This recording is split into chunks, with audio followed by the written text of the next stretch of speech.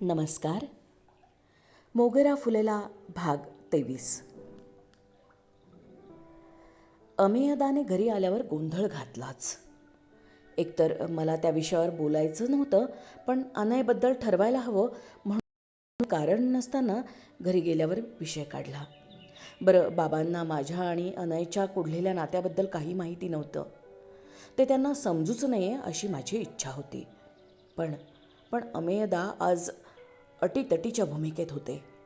पिहूलाही पुन्हा तो विषय नको होता. पण मी आणि ती घरी पोहोचताच, "हं, काय ठरलं मग तुमचं?"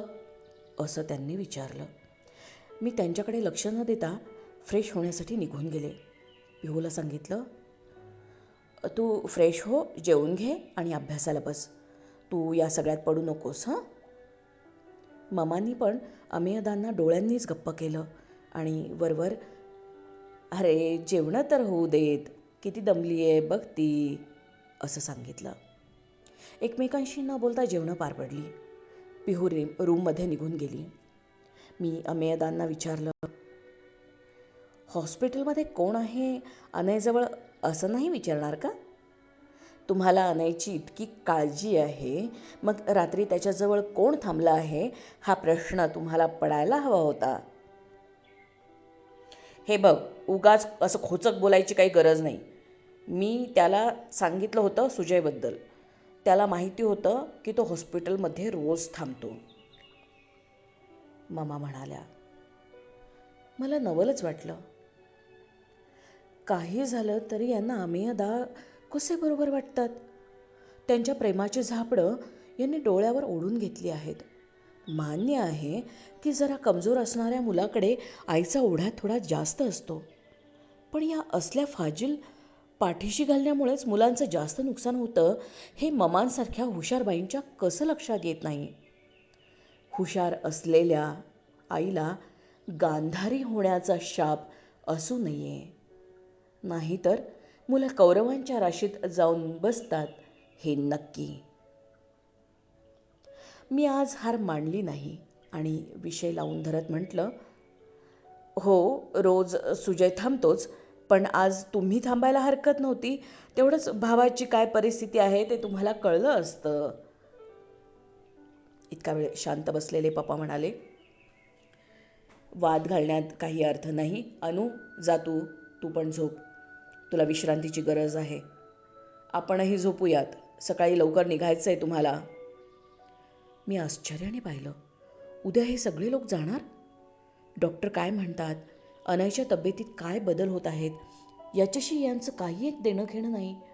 मग उगाच वांझोटी काळजी दाखवतात कशाला? मला संताप आला.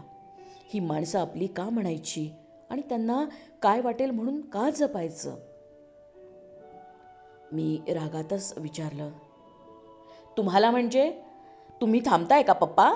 तुमचीही कामं अडली असतील, खोळंबली असतील तर तुम्ही जायला हरकत नाही. बाबा, तुम्हालाही जायचं असेल तर तुम्ही जाऊ शकता." रागाने माझा श्वास फुलला होता. पण अमेयदा एकच घेऊन बसले होते. "आम्ही जाऊ उद्या, पण अनयच्या बाबतीत काय निर्णय घेत आहात ते सांगा. म्हणजे डॉक्टर काही खात्री पण देत नाही आहेत." मग मग काय म्हणता, मारून टाकू का त्याला?" संतापाने, थोडं तिरसटपणे मी विचारलं. "वाटेल ते बोलू नको. माझं फक्त एकच म्हणणं आहे की त्याच्या शरीराचे हाल करू नका." त्याच्या शरीराचे हाल होत आहेत की नाही या सगळ्या पलीकडे आहे तो. त्याची काळजी तुम्ही करू नका. तुम्ही हे जे बोलताय ना तेही त्याला काही समजत नाही आहे. सगळ्या संवेदनांच्या पलीकडे गेलाय तो. पण जर तो पुन्हा माणसात येण्याचे 10% काय 1% जरी चान्स असेल तरी मी प्रयत्न करणार आणि मला कोणीही अडवू शकत नाही, मी एका दमात बोलले. माझा भाऊ आहे तो. त्याच्याबद्दल मला प्रेम नाही का? आणि तू काय सांगतेस ग? तू तर सोडायला निघायला आली होतीस ग. हा ॲक्सिडेंट झाला नसता तर घटस्फोट देणार होतीस ना त्याला. मग आता का तुला एवढा पुळका त्याचा? मी त्याला माफ करणार नाही म्हणाली होतीस ना. मग हे आता जे चाललं आहे ते कशासाठी आहे मला समजत नाही का? बायको म्हणून राहायचं नव्हतं, पण बायकोचे सगळे अधिकार हवे आहेत तुला. त्याची ही प्रॉपर्टी हवी आहे तुला. त्यांचं बोलणं ऐकून संतापाने माझ्या कपाळावरची शीर उडायला लागली. गेली 2 वर्ष मी काय भोगलंय ते मलाच माहिती. हा माणूस एक दिवस साधं भावाजवळ नीट बसला नाही की त्याची विचारपूस केली नाही, आणि आता हा माणूस मला सांगतोय की मी भाऊ आहे त्याचा. बाबांना त्यांचं बोलणं ऐकून धक्का बसला असावा हे त्यांच्याकडे पाहून लक्षात आलं माझ्या. मी काही बोलणार एवढ्यात पप्पा म्हणाले, अमेय सारिका, वर जा तुम्ही आणि उद्या निघायची तयारी करा. अनयच्या बाबतीत जो काही निर्णय आहे तो घेण्याचा अधिकार फक्त आणि फक्त अनुला आहे, एक बायको म्हणून. ती अजूनही अनयची बायको आहे हे विसरू नका कोणी. गेली 2 वर्ष आपण सगळे आपापल्या व्यापात होतो, पण तिने अनयला सांभाळलं अगदी पोटच्या मुलासारखं. ती फक्त त्याची बायकोच नाही, आई पण झाली आहे. त्यामुळे हा विषय इथेच संपलेला चांगला. या विषयावर पुन्हा कसलीही चर्चा होणार नाही. आता तुम्ही जा. अहो पण, असं ममान काहीतरी बोलायला गेल्या त्यावर पप्पांनी त्यांच्याकडे अतिशय जळजळीत कटाक्ष टाकला आणि हातानेच खून करून त्यांना थांबवलं आणि वर जा असं खुणावलं. ते तिघेही वर निघून गेले. आता फक्त मी, पप्पा आणि बाबा तिघेच तिथे राहिलो. थोडा वेळ एकदम शांतता होती. मग पप्पा माझ्याजवळ येऊन बसले, माझ्या डोक्यावर हात फिरवला आणि म्हणाले, अनु, तू पण जरा शांततेत घे. मी समजू शकतो तुला राग येणं स्वाभाविक आहे, साहजिक आहे, पण काही वेळा शांत बसणंच योग्य असतं. अशा चर्चांमुळे योग्य पर्याय तर निघत नाही, पण फक्त वाद वाढतो आणि नात्यातला तिढा अधिक घट्ट होत जातो. उद्या डॉक्टर काय सांगतील ते ऐकूनच मी जाईल. आणि तसंही अमेय आणि ही इथे थांबून काय उपयोग? त्यांना जे वाटतं आहे ते तुला नको आहे, मग त्यांनी इथे थांबावं असं वाटण्यात काहीच अर्थ नाही आहे. निर्णय तर तुझा तुलाच घ्यायचा आहे, पण मी थांबणार आहे, कारण तू घेतलेल्या निर्णयाला माझा पाठिंबा आहे हे सांगण्यासाठी. तेव्हा आता शांत राहा, शांतपणे झोप, ओके? उद्या आपण जाऊ हॉस्पिटलमध्ये. त्यांच्या शांत संयत बोलण्याने मला रडूच फुटलं. बाबाही डोळे पुसत होते. माझा कड ओसरण्याची वाट पाहत पप्पा माझ्या पाठीवरून हात फिरवत राहिले. मी शांत झाल्याचं पाहून ते रूममध्ये गेले. आता मी आणि बाबा दोघेच. घड्याळाची टिकटिक फक्त ऐकायला येत होती. बाबांनी उठून मला पाणी दिलं. माझी त्यांच्याकडे बघण्याची हिंमतच होत नव्हती. काय सांगू मी बाबांना, आणि काय काय सांगू? माझ्या संसाराचं नासकेपण न कळताच आई गेली, सुटली बिचारी. तिला हे सहन झालं नसतं, पण बाबांना तरी सहन होणार आहे का हे? किती प्रश्न असतील त्यांच्या डोक्यात. मी त्यांना सांगितलं म्हणून जास्त त्रास होईल त्यांना. मी सांगितलं नाही ह्याचा विचार करून. बरकं केलं मी, असं वाटेल का त्यांना? ते माझ्याजवळ बसले आणि माझा हात हातात घेतला.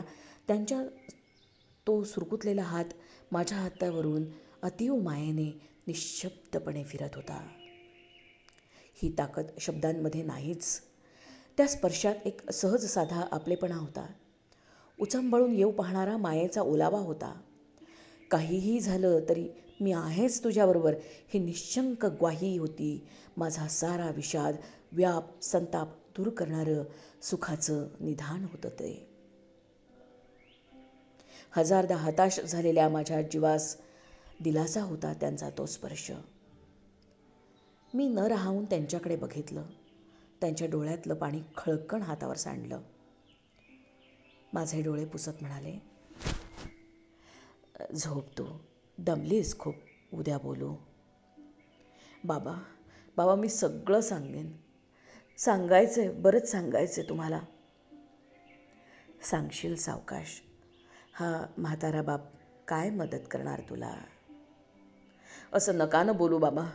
मला फक्त तुमची काळजी वाटली. तुम्ही एकटे आहात म्हणून सांगितलं नाही, आणि नंतर हे आणायचं असं झालं. माझी गरज म्हणून ऐका बाबा, प्लीज, नाही म्हणू नका. बाबांनी होकारार्थी मान हलवत मला थोपटलं आणि त्या आश्वासक स्पर्शाने मी सरसावून बसले. त्यानंतर मी अखंड बोलत होते आणि बाबा शांतपणे ऐकत होते. माझं सगळं बोलून झाल्यावर त्यांनी हळूच डोळे पुसले आणि म्हणाले, अनु, मला तुझा खूप अभिमान वाटतो. तू अनयरावांना वाचवण्यासाठी जी धडपड करतेस ते बघून खूप भरून आलं आहे. पण पण अणू, एक सांगू, तू अनयरावांना माफ कर. माणूस वाईट नव्हता, परिस्थिती वाईट होती. हो बाबा, आमचं नातं आता हे माफ करणं वगैरेच्या पुढे गेलं आहे. पण बाबा, तुम्हाला अजून काही गोष्टी सांगायच्या आहेत. उद्या डॉक्टर काय म्हणतात ते बघू, उद्या बोलू.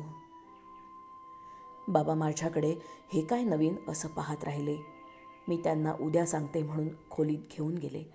झोपवलं, त्यांना पांघरून घातलं आणि आणि त्यांच्या खोलीतला दिवा घालवून माझ्या बेडवर येऊन पडले. क्रमशः भाग 23 समाप्त. लेखन अपर्णा कुलकर्णी.